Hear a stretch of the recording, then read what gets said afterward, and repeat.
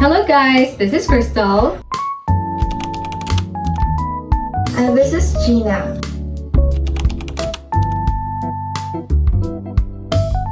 And welcome back to our channel. For today's video, we are going to share to you about our personal details. Because a lot of you have been asking about our personal lives, who we are, Where we came from. and our college course since we are college besties. Yes! So I am Crystal. I am currently 20 years old. I live in Usao, San Juan, Southern Leyte. And I am taking up a Bachelor of Secondary Education major in English. So, I am Gina. I am 21 years old. I'm from Suwa, San Juan. And same as Crystal, we are taking the same course and also the same major, which is English. So before we begin, let us first answer your question if BS Ed was our first choice. So was it your first choice? Yeah, actually, no. Why? What was your first choice?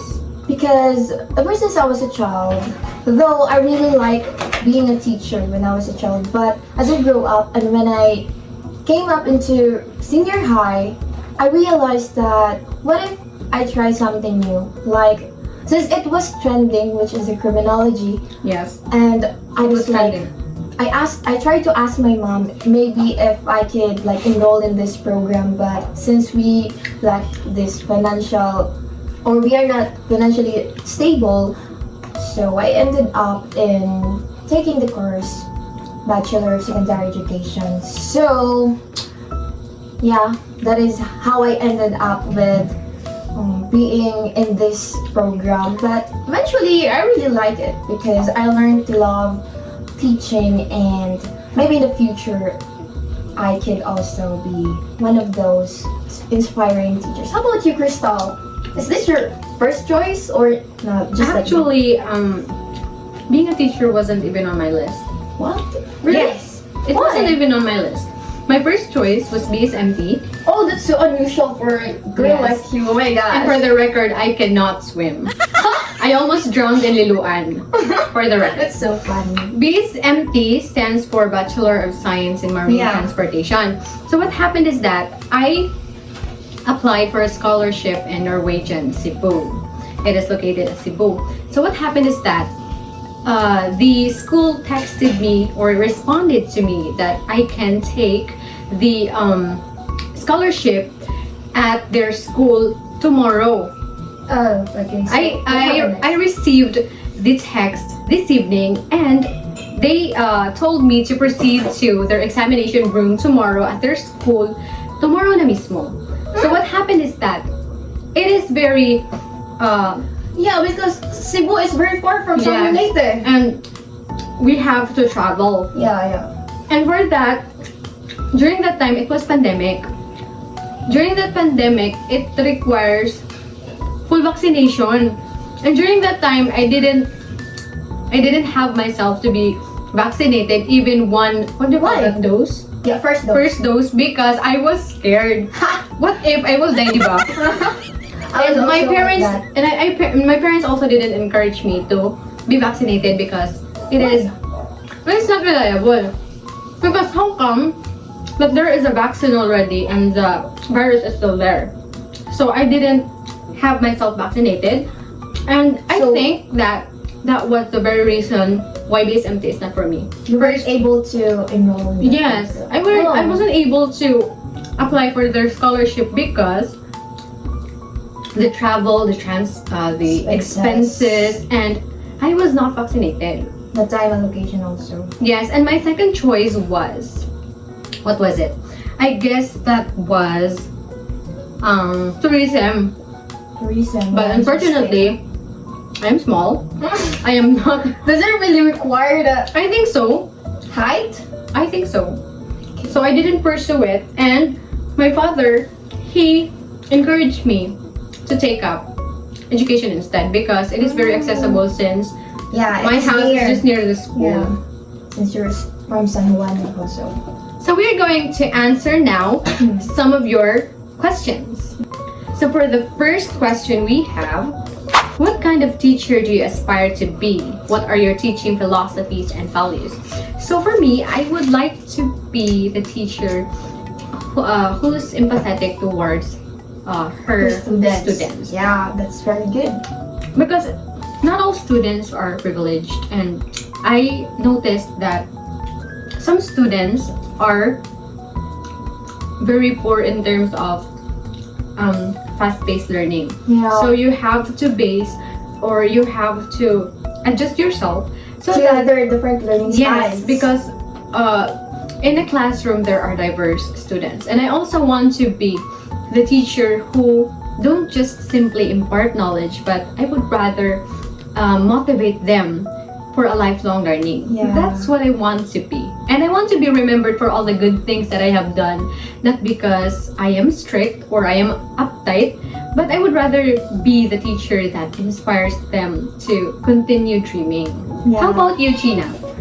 Well, as for me, I aspire to be a teacher who remains in the hearts of my students, even though we already parted our ways. Because as we all know, most commonly of the students who are not like passed through some teachers, they eventually forget them. But as for Yes. me, I would like my students to be or remembered me even though they already reached their dreams in life, and I would be like someone that they can recall on as a teacher that is or who is passionate with her teaching towards her students.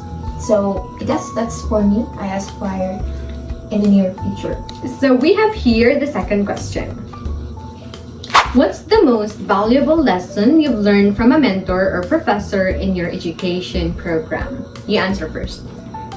Okay, so I can still vividly remember this quote that was said by my professor, our professor, back in first year college. By the way, guys, we are in our third year level. Yes, that's right. So, lesson, I guess I would say that one quote that was said by our teacher, our professor, Sir Abria. Can you still recall? Sir Abria, Yeah, I really like him so much. When it comes to teaching. Shout out to Sir Abria. Hi, sir. So, yeah, the thing that I learned from him is that when he said this quote, I could not forget this. You cannot give to others what you don't have. Yeah. So, as we all know, as future educators, we need to impart knowledge towards our students, and we cannot give it to them if We don't have it yes, ourselves. that's right. Yes. So, I think that is the most or the thing that was instilled to me, and I will forever remember as future educator in the near future. Yes. How about you, Crystal? So for me, what I've learned, or the most important lesson for me, was also from Sir Abria. Wow, really? Sir Yes. Abria is a very He is a man of yes. what do you call this, advices or quotes. You can or- learn a lot from him. Yes. I told you guys. Oh my gosh. What I've learned is that teaching as a mission rather than a mere vocation. Yeah. Because it is very different if you will teach with purpose and from the heart.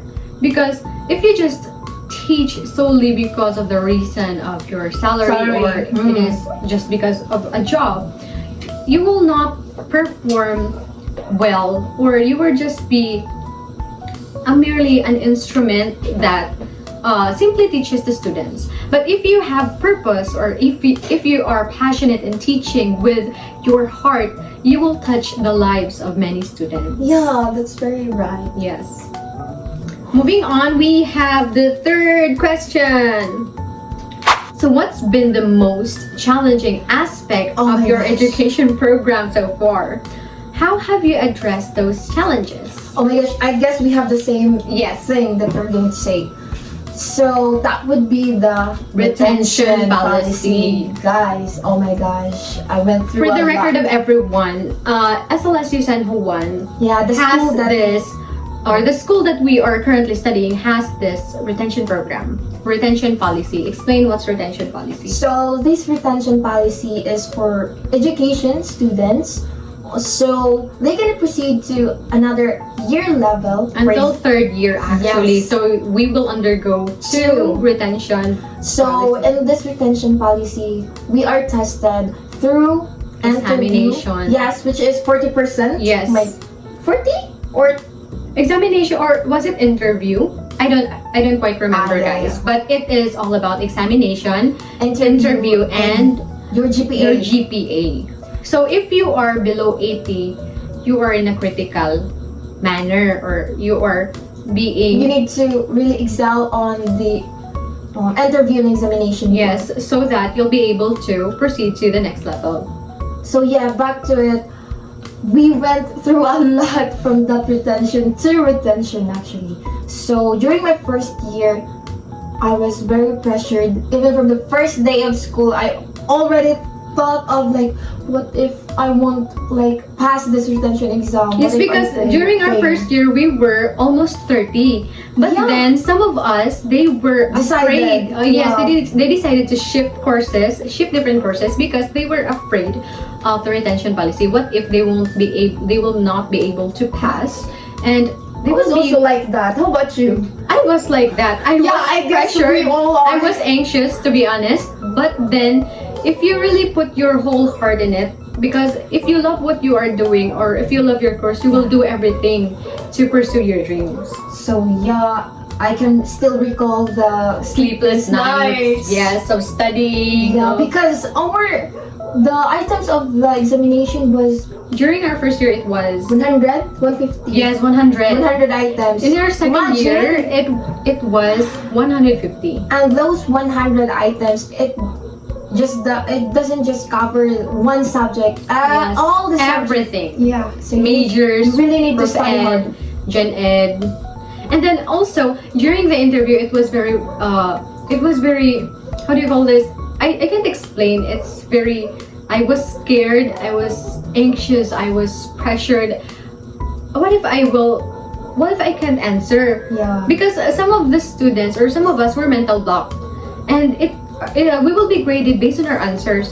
And how will we get a good grade if we will go mental block, or we will be mental blocked, right? Yeah, I was also like that before. But then, I guess, in God's grace, we eventually passed those 2 retentions, guys. Oh my gosh, And praise we the are Lord. on our 3rd level, going on to the last 4th level before we graduate. And hopefully, we'll be Yeah. able to graduate all together. And by the way, guys, we are now 13. From almost 30, Yeah. we are now 13. Sadly, we have lost, or not really lost, we have been departed from our classmates, some of our classmates, because they weren't able to pass. But sadly. some But already some of them just shifted or yes, they transferred. just shifted. And when they shifted, it feels like it was the right course for them, because Yeah. they are having a personal or a development of their careers, and not just their careers, but also for themselves. Yeah. So that is the most challenging so far that we have encountered during our college days, and we address it eventually through just like what we've said. Because it was earlier, not so- easy. Yeah. Oh my gosh. The pressure. Overcoming two retentions The pressure. were not easy. But I'm so glad because my family was not, or they were not pressuring me during that time. Good Instead, thing we have Yeah. the support that we needed. support system. Yes. Yeah. Even though I've heard so many Discouragement, negative comments or feedback. from We were others, able to continue and eventually passed yes. to extension in our school. So that's it for question number 3. So let's move on to question number 4. What initially drew you to the field of education? Was there a specific teacher, experience, or realization that sparked your interest? So I'll go first. Okay. So for me, just like what I've said, being a teacher was not on my list. But then through or being with a lot of teachers during my elementary to high school, they somehow inspired me to become a teacher. Because if you thoroughly, or if you see the depths of them, they are very passionate in terms of teaching. Yes. And that's what touched my heart. And I said to myself that someday I will also become a teacher. My very inspiration was I have Sir Mark Grubay. He was my advisor in Senior high? Yes, 2 consecutive years of senior high. Hi, Sir Mark Jed. You inspired me to become a teacher, sir. And we have Nairolyn. Yes. Nairolyn was Our practice the teacher. best practice teacher there is. I guarantee you, she was the best. At first, I didn't like her, to be honest. Why? No, I found her very like. I mean, she's fine. She's fine, actually. I have just this impression about me that I was. Maybe she's strict or what? I was- like that. No, I was the maldita. Yeah, I remember. I was the saying that. maldita. I always go. But then I have learned to love Nairolyn. She was very passionate. She was very amazing. Yeah, even though she was just still a practice teacher. Yes, to us. that's She really loved us, guys. just like her own Yeah. daughters. And she inspired me a lot to be who I am right now. Thank you, Nairolyn. And I also have a few teachers. I cannot mention all of them. I have Ma'am Alma Kigao. She was my grade 8 advisor. And till this day, Yes, Ma'am Jurisa. Till this day, Ma'am Alma still remembers me. She chatted me last. Yeah, I saw that on your Yes, story. I put it on my story because I was very touched. She said that I will go far, and what makes me happy is that there are still few people who genuinely see the depths of you just who you are. Yes. And I'm very thankful for those kind of teachers, for those classmates, for those companions. And Ma'am Jurisa, Ma'am Maro, there are actually a lot of teachers I cannot mention, and I am very grateful for each and every one of you. How about you? Well, for me, just like, Did your parents pressured you, or did they want you to be a teacher, or was it your personal choice?